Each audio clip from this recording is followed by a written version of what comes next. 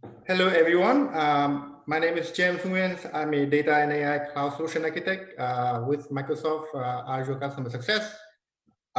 So I work in data and machine learning, and I have the opportunities to work with deep learning and big data engagements with my customers. So today, I'd like to share with you some techniques to leverage Spark for scalable data preparation and inference in deep learning.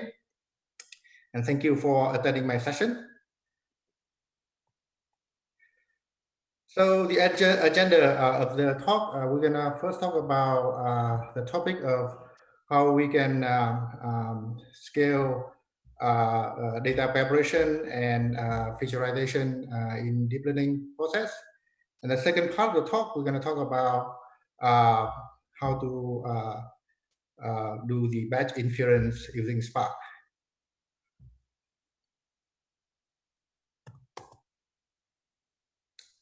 So to deal with the problem of big data and deep learning, we have distributed deep learning frameworks.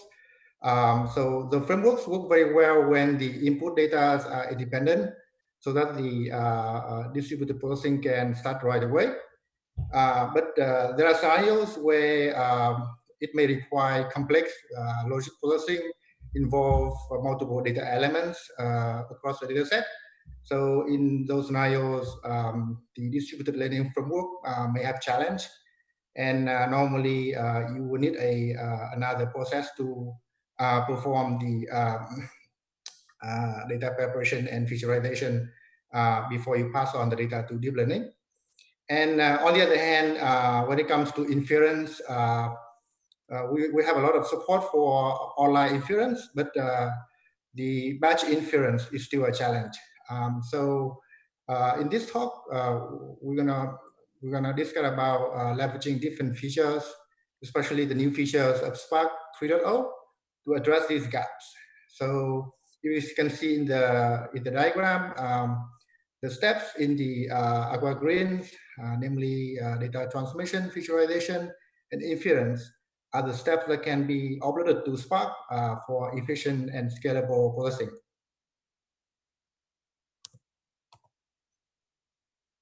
Right. So let's first talk about how Spark can be used to accelerate data preparation and featurization. So in a typical deep learning pipeline, you're going to have a first step of performing data acquisition and initial transmission from different sources. And then we're going to perform data preparation for the ML tasks, and then featurization before we pass on to the core deep learning training. So in the step one, people normally use some different kind of data query and extraction tools to query and then draw data from different sources, doing some initial transformation. And then we normally export that to a flat file and then use some form of Python, Pandas, or that kind of libraries to perform data preparation.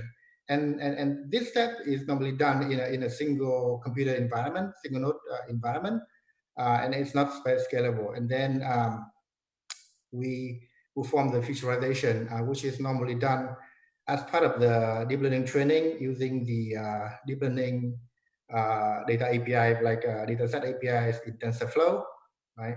So you see that each of these steps is done in using different tools, and some of the tools may not be scalable when it comes to a large volume data. So with Spark, we can upload these steps to Spark.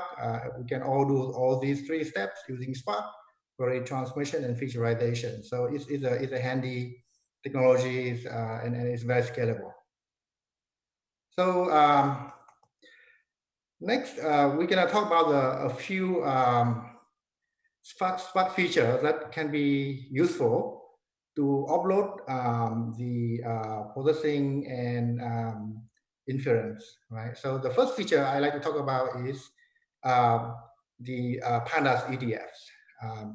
So Spark Pandas UDF is a technology that allows the Python processing to be done in parallels across multiple nodes. So the input can be a Spark data frame over the big data, and then Spark can help us to split the Spark data frame into multiple batches. And then for each of the batch, it can be passed on to a Python processing unit in the form of the Pandas UDF, in the form of a Pandas data frame or Pandas series. So from here, the data scientist can have the freedom of using regular Pandas or Python or any other Python logic that we normally do in a single node environment to perform any kind of transformation or scaling logic using the regular and familiar Python environment. And then we just need to output that into the format of the Pandas data frame or series, depending on the type of the Pandas UDF we use. Then Spark gonna consolidate the output and then output as a Spark data frame. So the key, some of the key feature here is like with the Spark UDF, the Spark Pandas UDF, Spark make use of the PyArrow library to make the data exchange between Spark data in the JVM into Python data very efficiently. And then the data processing is the data is passed on to the UDF in the form of a Pandas series or Pandas data frame. So it's very performant. It's very good for large scale data transformation. Right. So let's look at what at different types of the Pandas UDFs. So since the Spark 2.3, we have support for Pandas UDF. So the first type of Pandas UDF is the Scala UDF. So Scala UDF help us to work on the individual columns. So the columns from the Spark data frame can be passed on, can be split into batches, and then passed on to the UDF. So we can directly work on the column values. It can be one column or multiple columns. So this is very good for direct parallel column value computation. The second type of UDF is group maps. So where we're gonna Spark gonna group by the values of particular column, and then pass on the group value to the UDF. Right? So it follows a split and apply pattern. So the thing to be careful about is like the data of the group by is loaded into the memory of the executor. So we need to be aware about that to plan appropriately.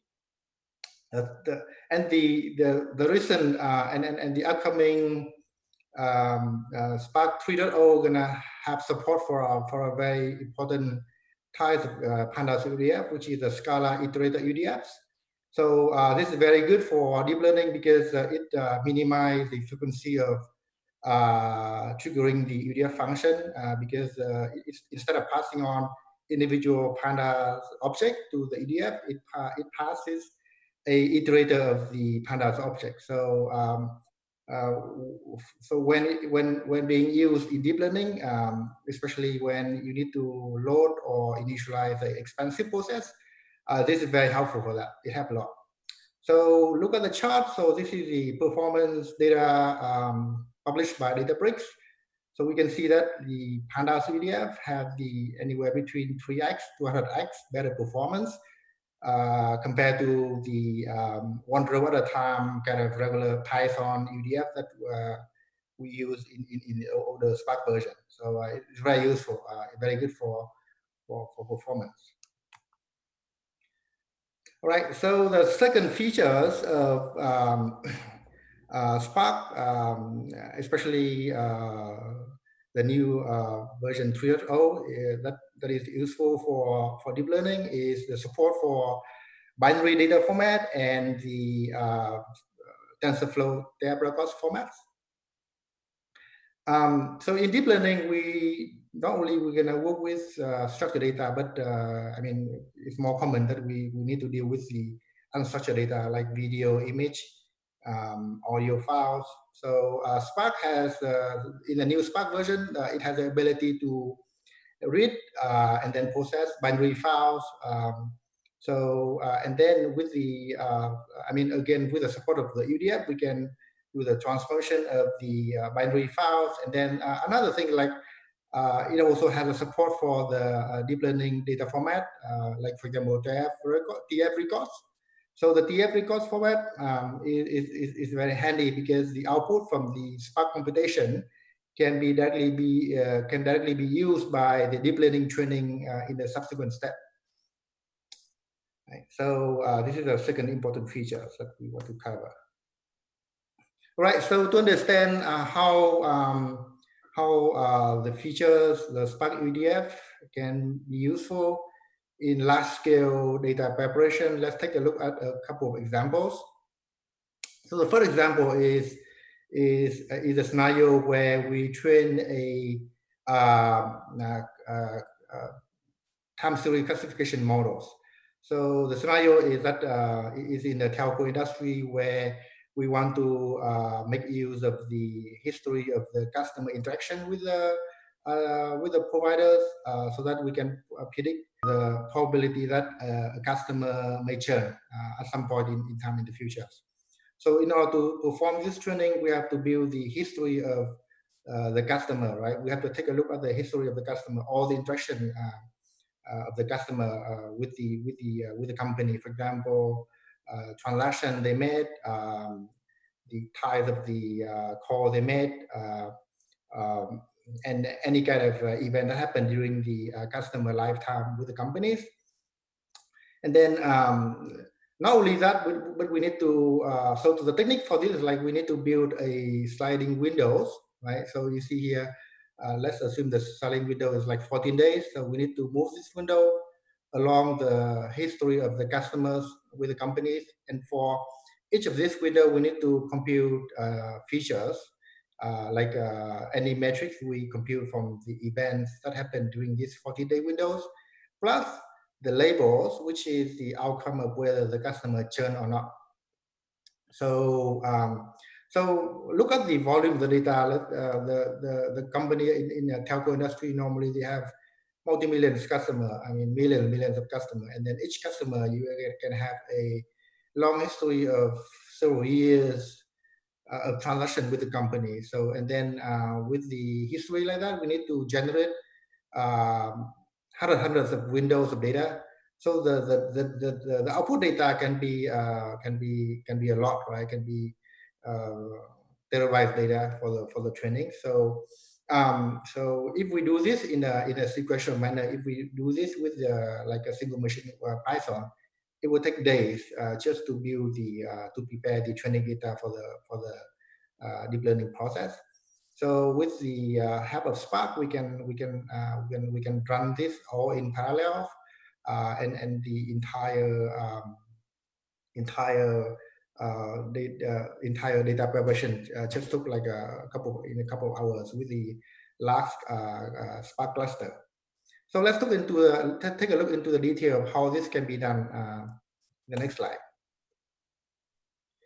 Right, so the steps is like first we need to read the input data from different sources to build the complete history for each for all the customers. So here Spark can be used, the Spark SQL can be used to select and then do certain kind of initial data transformation or data cleaning. And then for each customer, we need to build the history, right? All the transaction history per each customer. So here we can use the data frame, the group by, right? The group by command going to give you the history of each customer. And then for the each customer history, we're gonna be able to apply the Spark UDF, Pandas UDF function to generate sliding windows data for the history data for each customer, right? And then we can output the computation of the Pandas UDF to the format of Tensor data flow, right? Tensor TFRecord format. So take a look at the detail of the Pandas UDF. You can see here the input to the UDF because of the group by we've done here. it's going to give the history of individual customer, right? So when we have the individual history of the customers, we're going to have the computation of the start time for that history and the duration. And then we're going to have a for loop to create multiple sliding windows from this historical data, and then generate and compute the features from each windows, right? And then we append the output into the list of the Python, and then output a complete output to the main Spark process. And then once we have the output computation, like in the line 18 here, we're gonna have the data frame written out in the format of TFRecord, which is ready for deep learning, right? So you can see here all the computation, the featurization can happen like we do in the regular Python environment. The only difference here is like it can be parallelized to run for millions of customers. So depending on your cluster size, you can run this into thousands of parallel tasks, right? So this can save a lot of effort and scale very well. So another examples of how Spark UDF and the support for binary can be used to speed up deep learning is a speech recognition problem. So in speech recognition, we need to have hundred thousands of clips of sample data, sound data, together with the labels, and together with some data augmentation technique like adding the noise to the data. The volume data can be tremendous. So in these examples, we have the Spark process to read the data in the binary data format. You see here Spark read.format.binary files, which is a new feature in Spark 3.0. So with this, we're going to be able to read the binary data, and then we can apply any featurization technique to turn the binary data into the features in the numerical format, right?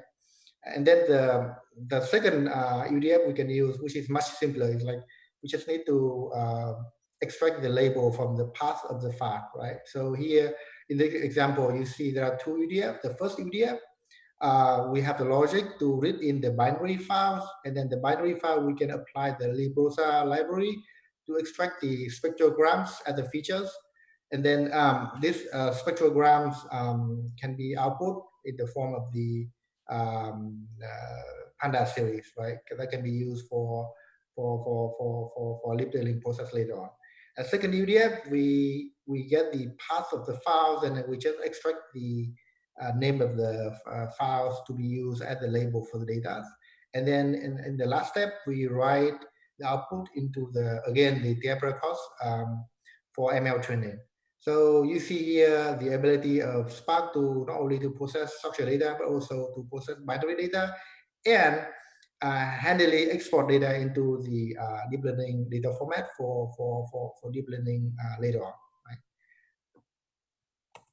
Okay, so the second part of the talk, I like to talk about how we can use Spark to scale to accelerate batch inference.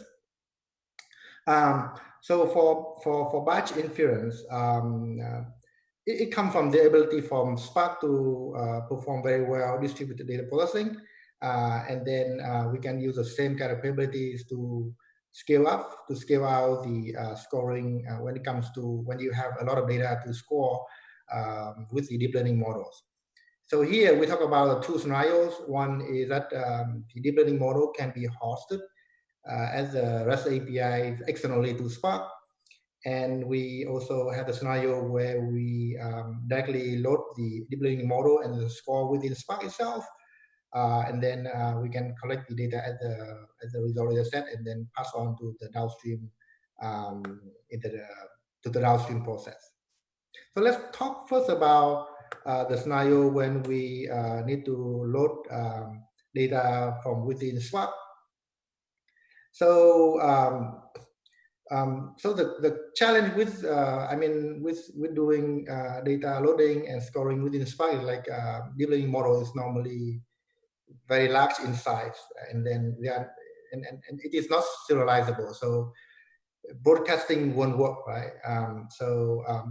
We need to either like load the model from the shared storage, like in the cloud shared storage, or we can like use a method of Spark context add file to cache the model file to the worker machines, right? So if you take a look at the processing model here, we have the input data frames where we have input data, and then we can perform any kind of initial transformation, right? And then here again, we're going to make use of the Pandas UDF technique to efficiently score the data. So, so the key here is like there are two ways you can do. You can do this with the regular Pandas Scala UDFs, or the second, and which is a recommended more method is to use Pandas Scala Iterator UDF. So why the second method is recommended, because in deep learning, if we can minimize the frequency of loading the ML models, which is a expensive operation, then it's going to be more efficient, right? So we so instead of passing just the Panda series to the UDF, in the second in the Panda Scala iterator UDF, we pass a iterator of the series to the UDF, right? And then we do the model loading, and then we do the scoring, and then we can output the data to the Spark environment. So let's take a look at the code examples of how we can do that. So this example is to score the binary wave audio files with the model we train in the speech recognition process. So we first step, we just need to read the data from the binary files into a data frame. And then the second step, we define a prediction function using the Scala iterator Pandas UDF. So in this UDF, you see here, the first part is like on the line number 9, we do the model loading, right? So we load the model from the path. It can be loaded from a local path in the workers, or it can be the path to a shared storage in the cloud. So instead of having the direct access to the Pandas series, we need to look through the batch of Pandas series. So you see in the line number 10, we have the for loop because we can have the iterator and we can have access to individual Pandas series.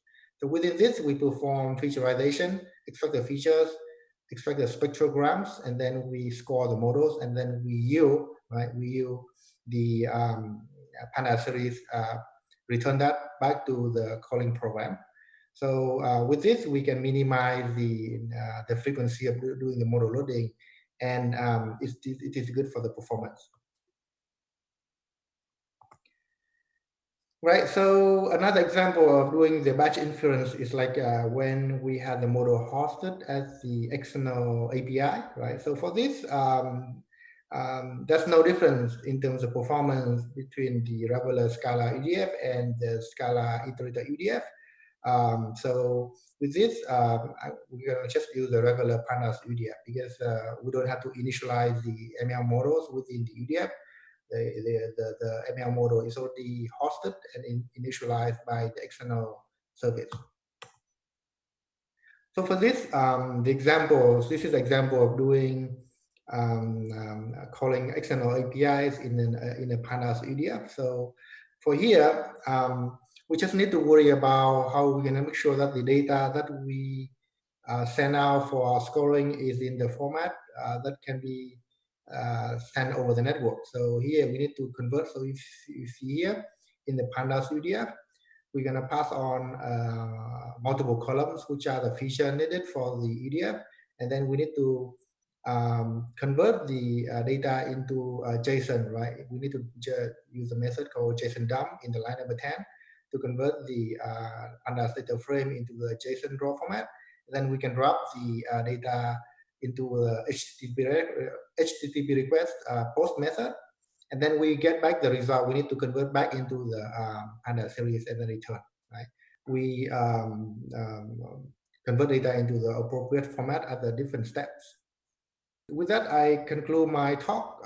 So hopefully you find useful. So basically, I have covered method to use Spark to accelerate the training in terms of data preparation and featurization. And the second part was about performing scalable batch inference with Spark. Thank you very much for your time. Thank you very much for attending my session. And this is a list of the reference. And don't forget to read and review the sessions. Your feedback is important to us. Thank you very much.